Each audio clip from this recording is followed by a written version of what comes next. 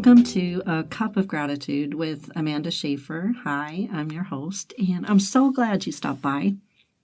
This podcast is really for anyone, anywhere, anytime. And it's about taking a moment to slow down and look around and actually see all of the good things that are there.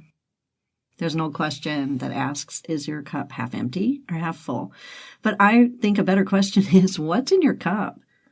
I mean, a drop of gratitude will benefit your life unimaginably more than a full cup of anything else. So let's settle in and take a look at how we can shift our focus and embrace the joy and the wonder of the life that we have. And once you start, you won't be able to stop seeing the good. And just like me, you won't be able to stop talking about it. And somehow that creates even more. Even in the midst of difficulty, even when it's really hard. Learn how to drink from a cup of gratitude. Welcome. Today, I am speaking with the Dandelion Sisters. They are 4 of 6 sisters born in eastern states who made their way to Wyoming after their parents divorced at the critical age of adolescence. Having grown up with faith, singing, and performing together, music became the glue that kept them close through difficult times. Singing and performing songs that restored and resonated a hopeful message soon provided a sense of purpose, and it was woven through their own disheveled pain. Today, they are grown with families, and they all still reside in Wyoming, the place that they call home. Through the years, each sister has continued a work of healing and honed in on her unique gifts. Last June, they reignited a message of hope with their blog, Dandelion, Potholes, and Wrinkles.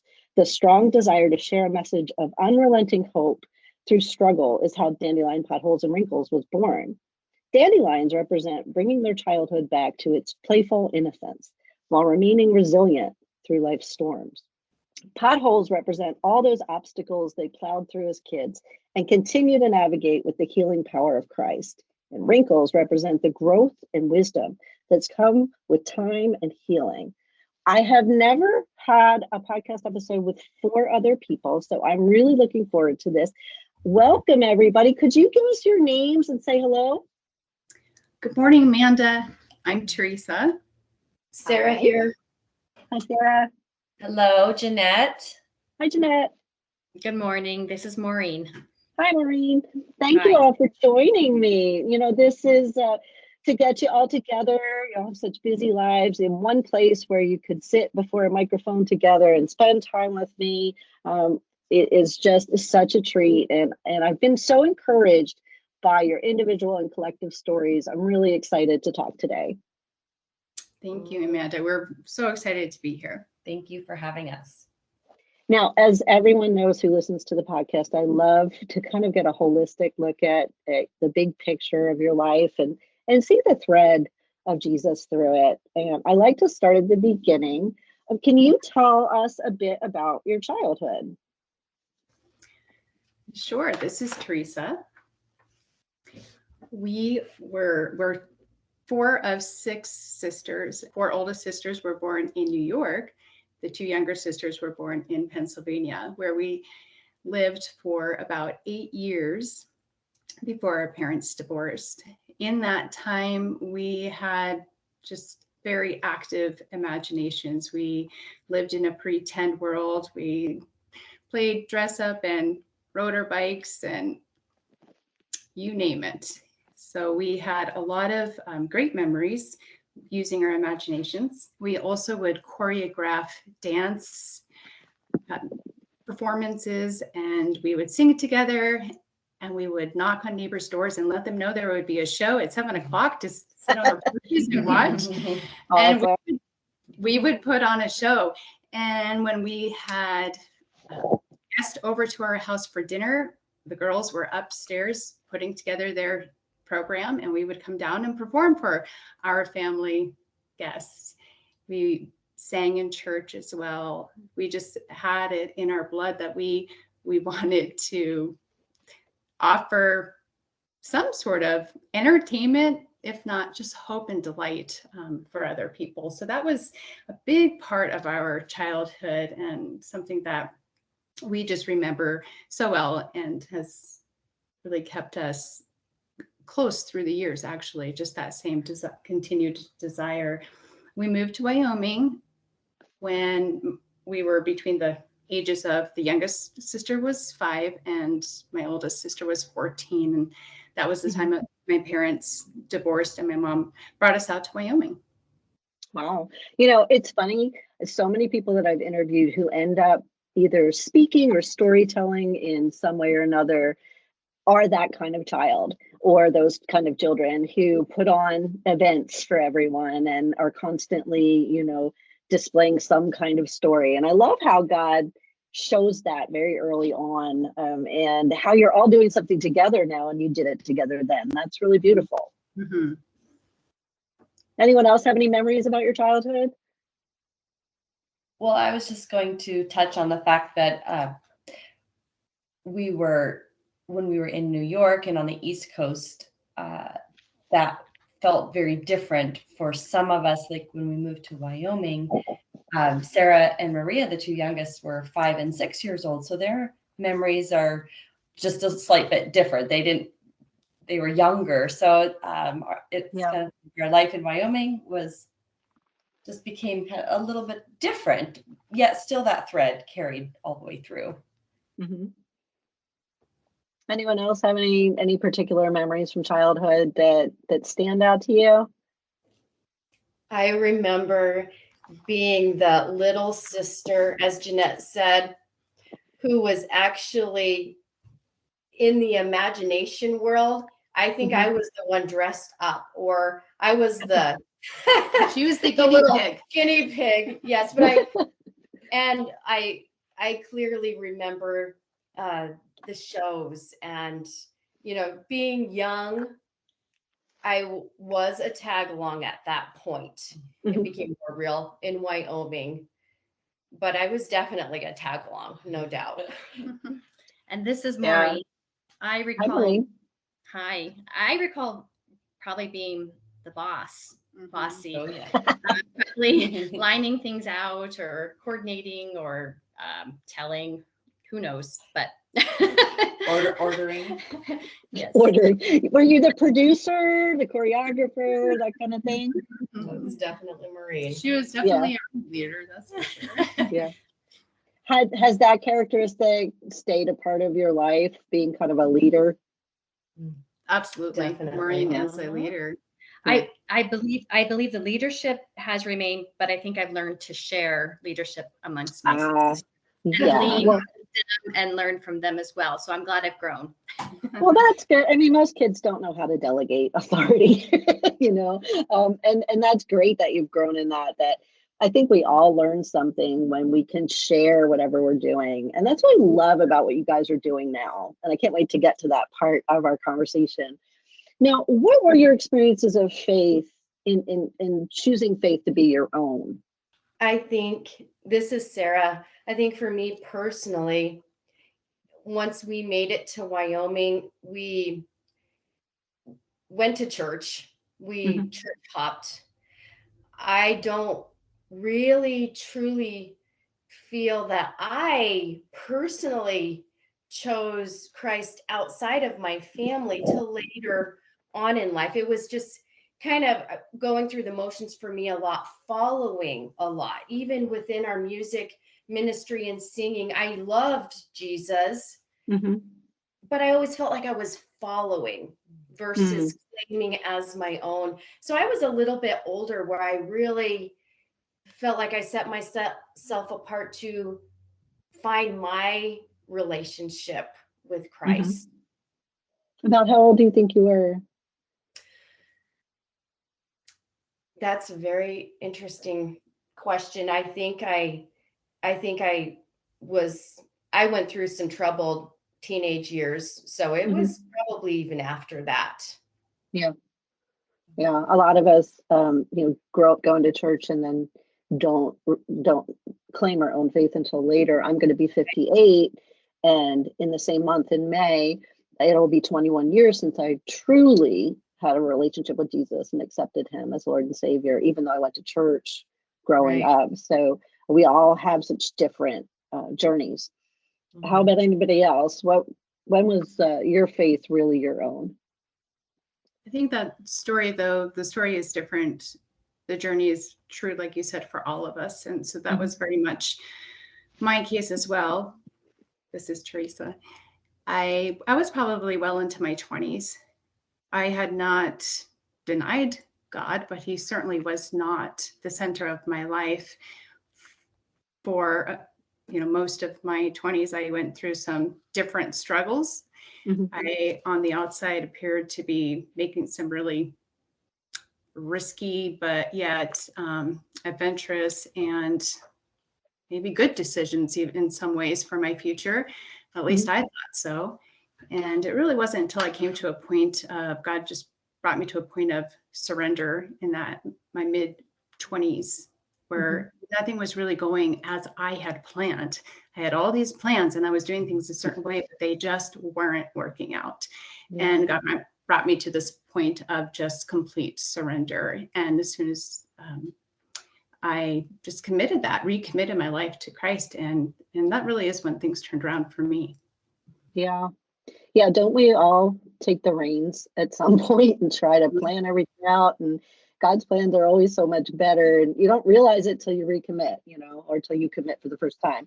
I think it's so hard to believe that he could have thought things out or will work things out, even difficult, bad things, in such a way that it's for your good. But somehow he always does it.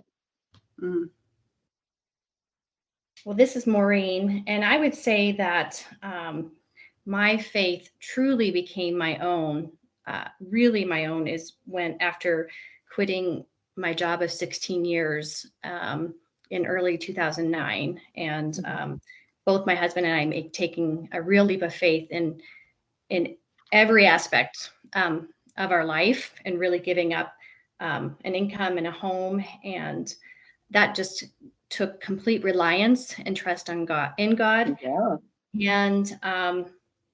really that led not only to personally really looking and digging into making that faith our own, but also then professionally, because that led to being part of the startup of a nonprofit that I now oversee too. So personally and professionally, faith became my own, really pretty solid in 2009.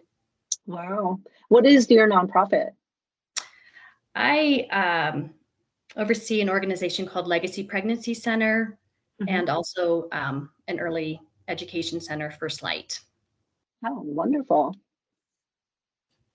And we have one sister left. What was your faith journey like? This is Jeanette. And for me, it really started, I remember distinctly my parents talking to me in the living room when I was maybe 8, 9 years old about receiving Jesus into my heart and how much he loved me. And I remember getting on my knees, and they kind of walked me through this process. And that began a real decision for me as a young girl to say, yes, I love Jesus and I want him in my heart. But at the same time, you can say something and life happens. And so it's been a continual journey.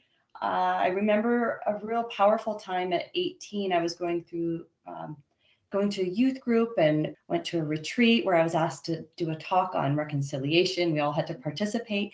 And it was a real powerful time for me, just as I had to reflect and think of God's action in my life. And it's just been a continual journey. Then as I was married, my husband, who didn't grow up with any kind of faith, we started really searching and just asking God to reveal himself to us more and more. And I believe that's feel like it's just this journey. It's just like I've accepted him, continually wanting more, learning more, and he's bringing me closer to his heart every day. And so that's how it feels for me with my faith journey. Yeah, and that's powerful. I think a lot of people look at those of us who have had a Damascus Road kind of conversion, where we went from, one thing and did a complete 360 and we're suddenly on fire for God. And they think like, wow. But having that continual step-by-step, day-by-day faith, that continual transformation and growing, I think is amazing as somebody who didn't have that. And I think it's lovely that God gives us each such individual stories, and that when we recount them, anybody going through something similar can relate. And it's what our stories are about. They're so that people can connect and see who God is. So I think that's beautiful. Mhm. Now, what is something special that God has put on your heart to do? You don't all have to answer unless you all know, but does anyone have something special they feel God's put on their heart to do? Just throughout the years or currently? However you take the question.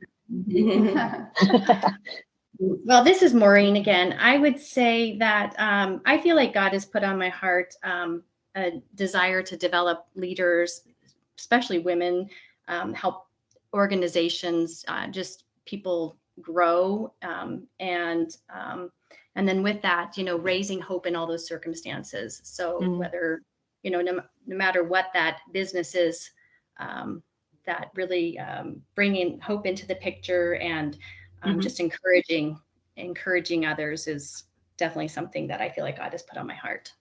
Awesome. We all need both of those things very much. Anyone else? I'm going to speak on that because I have such a strong, burning desire always to share songs that I've written. So I go to little retreats and churches and wherever I can. I'm a songwriter, and it's just this thing in me that I keep asking God, will you just kind of push that out, because I don't have time for that in my life, and but I want to do it. And so it's always this part of me that is there, and I continue to wrestle with it, how God is asking me and wanting me to do that, or if I should not. So I think that'll always be with me. So yeah, I think he gives us certain talents and passions and abilities to use, whether we have time for them or not. I didn't ever think I was going to be doing a podcast while caring for my elderly parents during a pandemic, but here I am, right? So I think sometimes he'll take whatever he's deposited in you and he'll ask you, will you go for me? And it sounds like you enjoy it and love it when you do it. And I think that that's a special place. That's kind of the sweet spot that we all find, this place where we get to share the goodness of God with the things he's given us to do it with. And I hope you keep doing that. Yes, thank you. Anyone else? Oh, this is Sarah. I would consider myself an athlete in our sister group, and I find God on the road. So for years it was running, and it's a lot of walking now, but I get all of my inspiration to do all sorts of special things when I'm on the road. God really speaks to me in that way. I think that all of my writing, love for writing, so many gratitude journals all come out of my time alone. Yeah. Him in and through that. I've been homeschooling my children for a long time. All of the inspiration on the things that I feel called to do seems to really come from that solitude time that I share with him. Yeah. And sounds like a lot of the everyday moments, like he really shows up in the relationship in your everyday moments. Right, absolutely. And he inspires a lot of that during that time. Yeah, that's great. I love those kinds of moments. And I feel like when we share those, they're so relatable. Other people can really begin to experience God through our sharing. I think the making something tangible, making it relatable in a way, like I think that's why Jesus spoke in parables, because people could look around and see what he was talking about in the everyday. It's powerful. This is Teresa. And over the years, the Lord has just really shown me who I am through writing and who he is through writing. I have a love and passion to write. I started writing just journaling, and then that turned to poetry. I've done some songwriting, but I've been a dreamer my whole life, and recently discovering that, oh my gosh, if I had to write anything, how much fun would it be to write a fiction, till the day I die. Ooh. Like I could write devotionals till I'm blue in the face, but Right. how much fun would it be to get a message across through a fiction? So that's like my most current. You know, I'm one of those people that kind of will check in with you. I'm checking in with you on that one. I'm not going to leave that alone. That's exciting. It's oh my gosh, I am very excited about it. So I pray for the courage Awesome. to keep going. You can do it. You can do it. And you just need to sit down and make a few minutes a day, and before you know it, you'll be started. That's awesome. Yeah, thank you. And I think writing is so important. And all of you basically gave me the things that bring people to that place of hope, that bring people to an encounter. Whether you're developing someone and helping them grow, or you're sharing through the stories of song or writing, you know, or sharing the everyday moments, all of those things, it makes sense that you're together writing a blog together right now. And God has put all these different kind of ways of conveying things and put them all together, and it's more powerful. I think that's great. Now, I always like to ask people who are in ministry what their spouses are like, because I think God tries to pair us up with people that are going to balance us out or edify us in some way. What are your husbands like? Have they been in support of your ministry over the years? Well, this is Maureen, and I would say that I am walking evidence of all that I have accomplished because of my husband Ryan's support. Awesome. Say that in a nutshell. Yeah, that's amazing.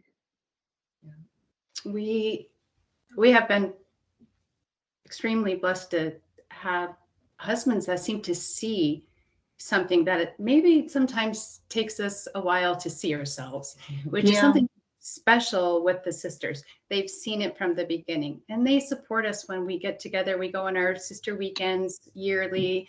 We come together for a new idea or to do this writing together, and they support it because they know. I just feel like they know. It doesn't mean it's always easy and you have to make sacrifices, but they know there's something there, and they support it. Yeah, that's awesome. I mean, just having the support, because it is difficult when you are taking care of a family and you're trying to be a good wife, a good mom, whatever the case may be, and you feel a call from God during that season. You can't do it without support. Right. You just can't. So that's wonderful that you all have that. This is Sarah. My husband, Damon, has always been a support. I think back trying to make it through theology school, or even when I was starting a business, or blog, he's always that little angel on my shoulder that gives me the nudge and helps me believe in myself, believe that I can really do this thing, helps me take the next step. I'm forever grateful. That's awesome. Like he's God's voice for you. Mm-hmm. That's great. Mm-hmm. I guess I'll just plug in lastly, Jeanette here, and my husband has invested in my dreams from day one and literally has sacrificed, like all of these husbands, wonderful men that they are, for what I felt called to do, you know, whether it was having children, moving to Nashville, opening the businesses that we've had, and the writing and the singing and setting up sound system for me, you know, so sometimes he wonders, you know, what are you going to do with this, Jeanette? Where are you going with this? But he's right there, always so supportive. That's awesome. I mean, I hear support, invested, sacrifice. I mean, these are very godly men, and I'm sure that they're good husbands, but how great to have them as partners in the ministries you've been called to do. That's amazing. Now, what do you think are the pros and the cons of trying to do ministry together? Because I would imagine that there's some on both sides. Mm-hmm. Well, here is Maureen again, kicking this off. I think we would say that we've been doing some sort of ministry since we were children. And as adults, we are still doing that individually and collectively. So it's really just broadened. And so the pros of that would just be how we sync. We give each other courage. We're creating, we're growing together. We stretch one another, and we love being together. Mhm. And the con would be probably just that, just as far as holding one another accountable more to our, like a task or pushing ourselves, like, let's do that next thing. We're more apt to give each other grace, or more apt to maybe just not have a date, a solid date of something. And Right. so that would probably be the only thing that, really comes to my mind. Okay. Anyone else? I can't think of any cons except just not being together as much as we would like to be because we're all so busy.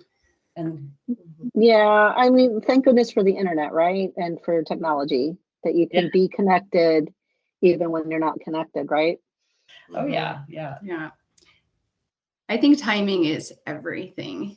And we've done a lot throughout our lives, but we've come together, but we've also had to separate in order to grow individually. And where we're at right now, where we definitely feel like God is bringing us back together. I mean, that's just everything for making it work.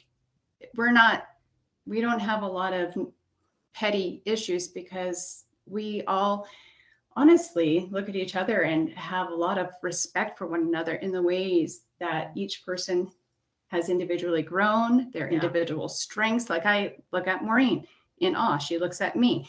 We have different strengths. She looks at me with, that's just how we see each other. And so it just seems to work and flow really well. And I think just keeping Christ at the center and saying, this is about him. It's not really about us. So Amen. I let's put a pin right there, because what I love that you're saying is that God knew he was going to bring you back together to do ministry. So as he grew you individually in your separate lives, when he brought you back together in the right time, there really aren't a lot of cons because you've already worked through the things you needed to work through. So that's awesome. yes. I love the way God works. Mm-hmm. But you mentioned to me in the pre-recording call that the first place that y'all truly connected was in music. And you said that it was the glue that held us together. And you shared a memory of a time with me when you sang at School for Girls about forgiveness and hope and healing. Could you tell us about that time? I really love that story. Yeah, this is Teresa again. And I remember telling you that story. And when I did, it hit me pretty strong as well, just in remembering it. But when we came to Wyoming, we had just come through. I mean, this was a major change in our lives. My parents splitting up and us moving across the country with a now single mom, 6 girls.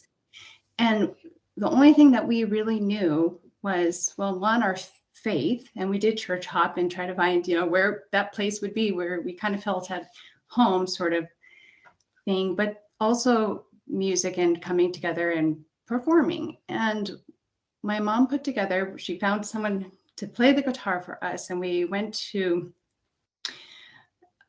in our state, in our town, is the Wyoming Girls School. So it's the school For adjudicated youth. For adjudicated youth. So girls who have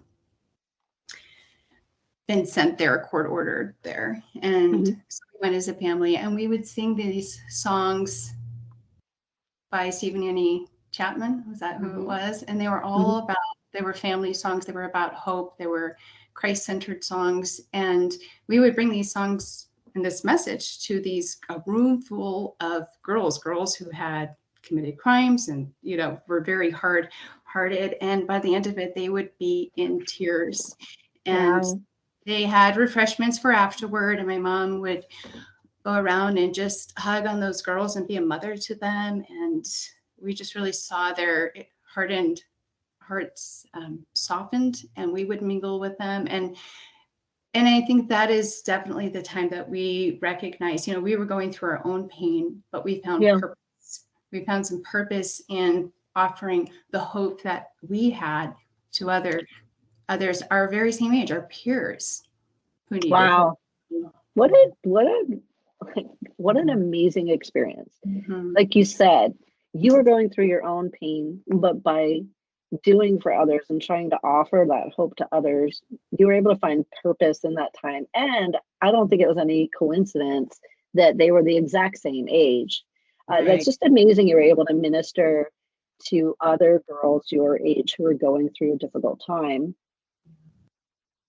Yeah, that was amazing. And I feel like that was the time that we, maybe just looking back, we may not have realized it at the time, but that was really the start of our ministry together, where we realized there really was purpose in our coming together and performing in front of people and putting together skits and concerts and shows. There really was more purpose to it. Yeah, that's what I love about starting at the beginning, because a lot of times we forget to look back, we forget to recount and remember. And when we do, we're able to really see how God was working, because a lot of times we're young or we're so in the moment of whatever the circumstance is that we're not able to see.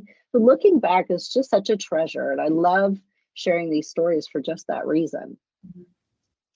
Yes. Now, at one point, y'all came back together to record music when you were older, but it wasn't ministry.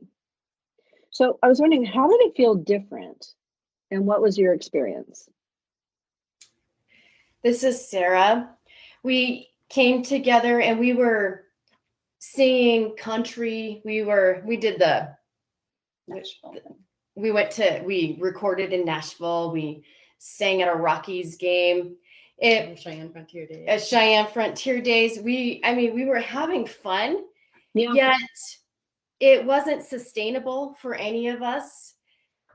I think we knew there was a missing link, and so no matter how hard we tried, we couldn't make it work. I think for me personally, after we tried so hard to make that thing work, that's when I really realized that I did need to kind of step aside, go find myself personally outside of my sisters.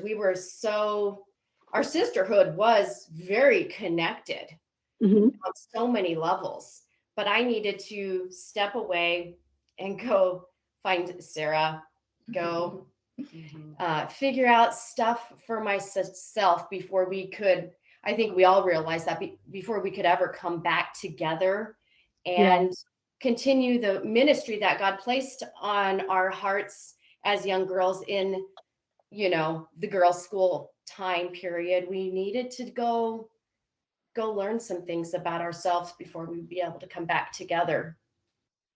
I think that makes so much sense. And I was going to ask you how you thought connecting with God individually, while separated, helped lay the foundation for your current ministry. But I think you've already explained it, that each one of you needed to kind of really know who you were in Christ in order to come back and be the component necessary for this mixed ministry. Yeah, the time that we were going to Nashville and trying to make something work in the music industry was a time that I was still very much connected as a Horton sister. That's our maiden name.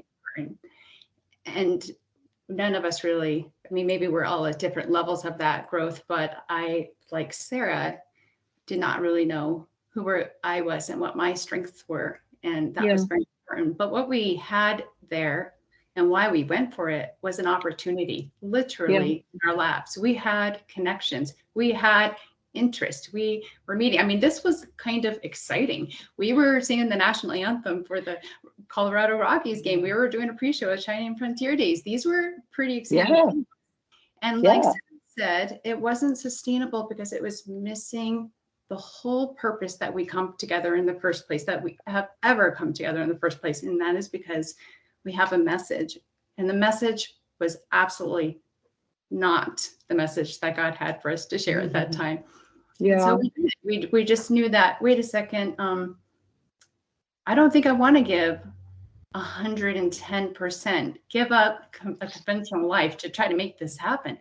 3 of my sisters out of the 5 that were singing at that time were already married and had some children in the picture. And I was dating my husband, and we just realized, no, we don't want to give all that up to make this happen. And we just knew in our spirits that was for a time, and it was time to move on. And this is Maureen. And I would say, looking back, we have such fun memories in that time, and that time was still so purposeful in that we had the comparison of the impact, moving others, how we felt moved and by moving others as children, going through that fun experience, but also realizing, something is missing, maybe not even knowing exactly what that was yet. And then as we grew individually and together, we know what that is. So here we are again, coming back together in another creative way. And we have no doubt. We know exactly why we're doing what we're doing. And that hope factor is front and center. Yeah, I would say that was a pivotal moment when God was giving you the opportunity to choose and to recognize something was missing, and y'all did. And I think that it's wonderful. You can look back now and see what he was doing. He gives us opportunities all the time where we can do things that, make us quote unquote successful in the world. But we have to choose, that we want him to be famous and we want him to be known, and that we want to give whatever talents that we have towards that. And it's hard sometimes, especially if you're being offered things that are quite interesting to be offered. I mean, who doesn't want to be kind of in a spotlight, right? Mm-hmm. Now, you said you have this one word that kind of drives your ministry, and it does go back to that first experience, and that word is hope. You've told me too that finding purpose in life's imperfections is like a key subject for your blog. Could you explain those two elements and why? Is that me? That's Teresa. That's me. I'm delegating, Amanda. Good job. Gina's gonna. Well, I thought about that. So this is Jeanette, and so I'm gonna just jump in. I just said, if finding purpose in life's imperfections is really what we're all about. Each of us individually have had a life full of imperfections, and we could go on and on for the rest of the hour and beyond talking about that. But if we don't find purpose in all that happens in life, we'll miss the meaning of life, because it all has purpose. And that's what we've discovered, that everything, every trial, every suffering, every joy, all of it is part of the path that God has us on. And if we miss it, we're missing life. Mm-hmm. I agree 100%. I mean, a lot of people ask why I called my podcast A Cup of Gratitude. And I started choosing, because it is a discipline, gratitude in probably one of the most traumatic times of my life. I made a choice that I realized I had received this amazing grace from God. And I found that my only proper response to that was gratitude. And so I made a choice every single day, even in really horrible circumstances, to look around and be grateful, to look for him, to look for what he created or provided, or what he was calling me into next. And I think sometimes those hard times, they draw us to his feet. They draw us into real relationship with him. They draw us into a place where our faith grows so much that it never could any other way. And I think he allows some of these times. I don't believe that he wants them or makes them happen, but he allows them in this fallen world. And he uses them, if we'll let him, to grow our trust and our faith and our love for him, so that we can do what he has for us to do, which is going to be good and exciting and wonderful. I mean, you love what you're doing right now, but you bring with you these experiences that the people who are reading what you're doing can relate to, because we're all going through things like that. I mean, look at the world right now. I mean, look at Ukraine, look at what's happening in the world, and the world has been fallen, and it always has something difficult to deal with. Look at the pandemic. I mean, these are unprecedented times. All the social injustice that's come to a boil, and people need hope. Yes. I agree. This is Sarah. I think I started my gratitude journal probably at a rock bottom, is what I like to call it in my life. It was about 20 years ago, and it was one of my worst places that practice started Yeah. 20 years ago, and I have not stopped because Yeah. it's so vital. Whether things are good or bad, it's not, it doesn't matter. It's so vital for me to recognize what God is doing in my life, no matter what the situation is. Amen. I 100% agree. My daughter, who I mention all the time, is a psychotherapist, and there's actually a neural network that your brain creates. You can choose, just like the Bible says, a blessing or a curse. And whichever you choose, that's kind of what you're laying groundwork for. And that's what you're expectant of. So when you choose gratitude, you're looking and expectant for good things to happen. And this is Maureen. And I would say, just for us, going back to that why, it really is that if we can find purpose in the pain and growth in our imperfections, joy through our trials, and remind one another that we are not alone, and that we can overcome together. And that's really what we want to share at the end of the day. Okay, this is a total God moment, because I even posted about this today. So God took me to James 1, which says, count it all joy, even in the midst of trials, because it is going to produce perseverance. And there's a difference between joy and happiness. Happiness is conditional to your circumstances, but joy runs deeper than that. And we're supposed to count it all joy, because those trials will actually produce this perseverance. And that perseverance is something we need to get through and to be able to see the bigger picture. I'm 100% on board with what you're talking about.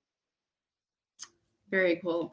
This is Teresa. And just to put a cap on why the finding purpose in life's imperfections, which is our tagline to our title, it just makes me go back to the very beginning of our ministry, which was when we were in our own pain, yet had some sort of hope. And we brought that to those girls who are also suffering in their own pain, and sensed this overwhelming sense of purpose in that. And that has been, the beginning of the ministry, and that's where we are today with it. And so although we weren't thinking about that at the time when we wrote that, that was definitely God, because that is your story. Yeah, absolutely. Absolutely. And as I've talked to you all together, and I had talked to Teresa when you had your own episode, I can see that thread, and I can see God working those struggles and those difficulties into victories and into encouragements and into times where you're able to edify others into goodness. Yes.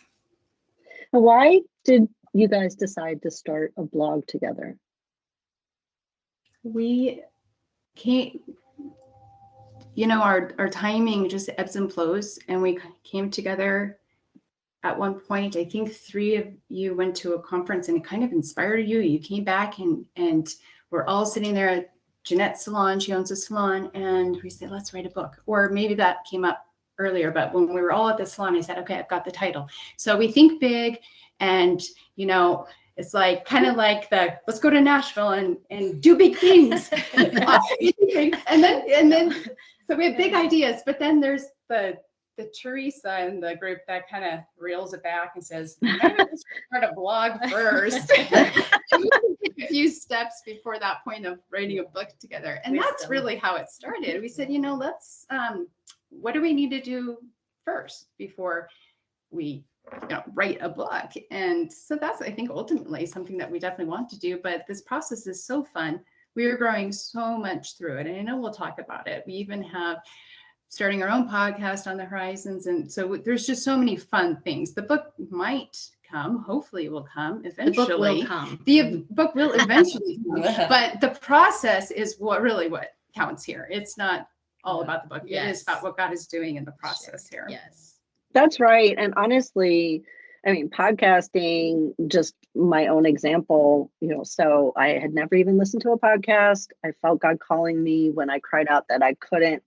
really be out there speaking on platforms anymore or going to book signings and things like that because of taking care of my parents. He said there's other way to tell stories, and I found myself doing this, and it's only been a year and it's global. So there's quite an availability to share the gospel right now through the internet and through podcasting in particular. So I say go for it. It's such a great way to connect to people and to share about God through your story. As far as a book, it sounds wonderful. It's a lot of work, and with 4 people contributing, I'm sure will be difficult, but it's definitely going to be worth it too. You never know. I mean, the timing of the things you put out there. I've had people come back to me with my first book that was years ago, who somebody put it in their hands and contact me because there's a way in there to contact me, and you never know what God's going to do. So I say do them both. Mm-hmm. But there's so much to what you said about taking the step where you get comfortable with each other and you kind of ferret out what it is God has for you to do. And I think you've done that by starting the blog. You've come up kind of with your mission statement. What is the main component we want to share? How do we want to share it? And you're figuring out all of the things that you need to do, before you do a book or start a podcast. So I think it's definitely where you're supposed to be. Thank you. Yes, thank you. Now, would you tell us just a little bit about the blog experience? How has it been together? You've been able to make it work? Is it going the way that it was expected? Any comments? Well, this is Maureen, and I will just say I think we're doing pretty darn well. I think we are doing, initially it's just like that, getting the groove and just working out the weeks and the themes. But in many ways, I think that what's been the most exciting part for me, and I would say probably the girls would say the same thing, is getting to read each other's. Yes. I mean, the hope is that others are reading and they're enjoying it too. But boy, we're gleaning so much, hope and inspiration and enthusiasm. And the neat thing about having 4 people's voices and 4 sisters' voices is that we each bring a different style, a different gifting also to our writing. And I think that is something that has been pretty neat for us to, even see with one another. I know when I'm reading Teresa's, she's going to dig in a bit more into scripture. It's going to be a bit more devotional at times. I know when I'm reading Sarah's, she's going to be telling me to get going, get after it. I know when I read Jeanette, she's going to help me feel deeply, and just have that connection and that compassion and then hopefully there's some nuggets and wisdom and things, that people glean from mine. So yeah, I think that's been pretty neat to watch and journey together, and pretty seamless. And I think we can see ahead. We're smart enough to know we don't want to get too far ahead before we need to. We know that we just take it in the steps that we need to, and then things will just naturally, progress onto the next thing. That's awesome. I love the 4 perspective. It reminds me of the Gospels, how you get the same story from all these different perspectives. And I love that element to it, because I think that the Holy Spirit works really well in groups because of all of those different reasons you just recounted. I think that we all have a different approach, and there are different kinds of learners out there and different kinds of hearts that you're trying to reach. So if you're going at it with multiple ways, you're going to reach more people. Mm-hmm. Now, I'm sorry, go ahead. I say God always knows what he's doing. It's very interesting. Sometimes you wonder, how is this going to work? But like you just said, God knows how he wants to reach people in various ways. Yeah, there's some teachers that are amazing at picking out that one child is not learning the way everyone else is, and they do their best to try to help them learn in another way. But in this case, God purposefully put together 4 different teachers, and I think that's really powerful. Mm-hmm. Now, if you had any advice to give to anyone listening who wants to write a blog, what would that be? Well, we are figuring it out ourselves. We're no experts here. But something that I that I did mention, even in our podcast, Amanda, was that we did sit on this for a while. It was like, I think we wanted things to be just right. And because there's 4 of us, sometimes it's not just you whipping it out. It's coordinating and talking and discussing. And that takes more time too. It's agreeing on things. And so we took more time than I think anybody needs to, which was like a year probably. But then we just decided, we said, you know what? We just have to do it. And that's when we learned, like, oh, this is how it's going to work. Oh, this is how it's falling into place. Oh yeah, this is seamless now. Yes, we'll know when the nudges are that we need to do something different. But it really was just hitting that go live button and just, go for it. So I would say if God has put something on your heart, then do a little bit of research on figuring out the mechanics of that, and then go for it, and you'll learn along the way.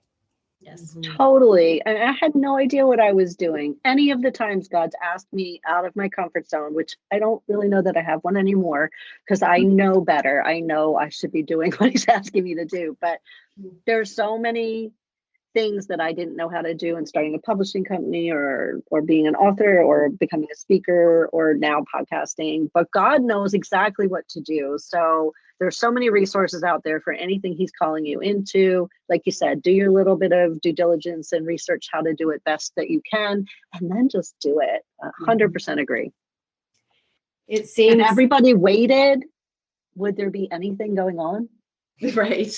Yeah. We could wait forever. It does seem like you get to a place in your life where like, okay, God is telling you to do something, and like you can't sit on it anymore.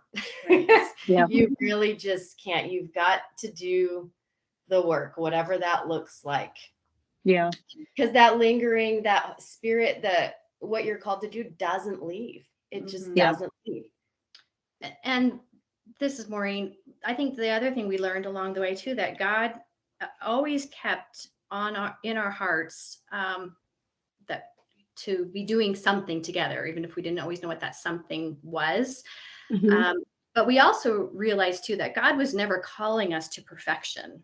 God was calling us to obedience and to action. That's right.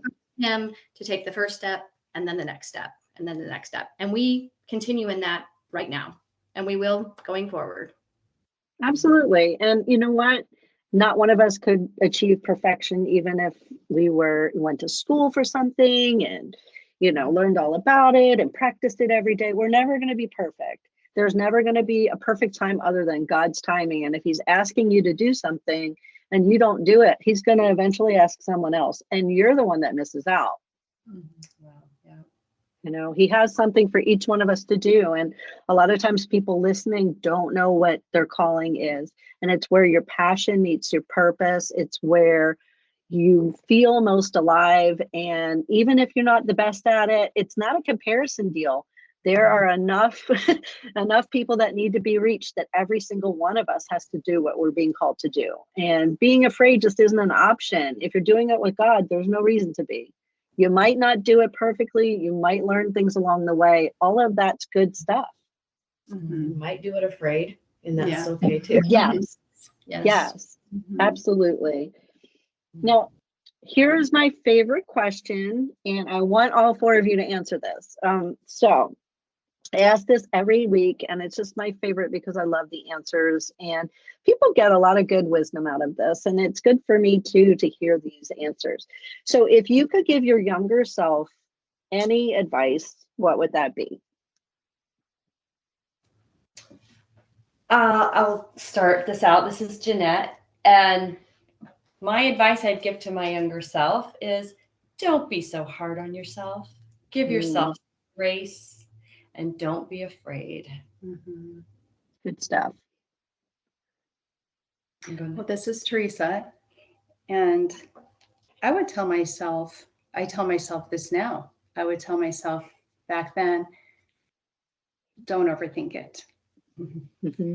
Just do it. Do what God is putting on your heart. Don't overthink it. And, one step at a time. Often I have just allowed myself to be held back because I thought it had to be a certain way. And, Yeah. and I wouldn't even try something if I didn't think it was going to be that way the first time. How common is that? I think that holds a lot of people back. And I would say, Absolutely. yeah, I would say, don't overthink it. Trust Yeah. God. And as the sooner I can get past myself, the sooner I can do what God is calling me to do. Yeah, absolutely. This is Sarah. If I could speak to my younger self, there's so much, but I would remind her to remember her names: chosen, daughter. My stepdad always called me princess because Sarah means princess. To remember who I am and then believe and trust Yeah. that you are a chosen daughter, princess, whatever that may be. 100%. And what good words. We all need to remember our true identity. And this is Maureen. And I would say that the beauty of our sisterhood is that listening to each of their answers, I could say we could all say the same thing, even collectively. And I would add to tell myself to aim for progress, not perfection. And I would also say to my younger self, if I knew then what I know now about the sacrifices that our mom made for us and raising us and what that looks like in all that hardship, I would say, give my mom more grace. That's a good one. And I think lastly, I would say that I would have shared more with my sisters. Yeah.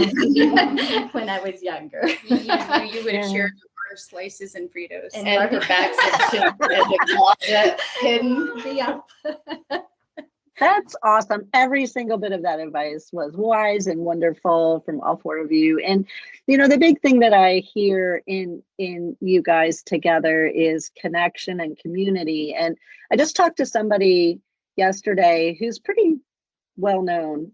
And we were talking about when she first began. And she said, people will contact me and be like, I want to have what you have. And she said, well, then you start stepping out and doing. It didn't all come at one time. It was years and years and years of connection, real connection with people, really sitting at the feet of Jesus, really doing the thing he put in front of me that led me to where I am. And it was in those relationships, it was in those connections that I got the opportunities. I wouldn't go and seek them, but I had to have the connections first. So I think you guys are kind of built in biblical community and connection, but it's so important for people to not be cut off, especially at this time, with the lingering pandemic and all the other things going on in the world. Try to be connected, even if it's online.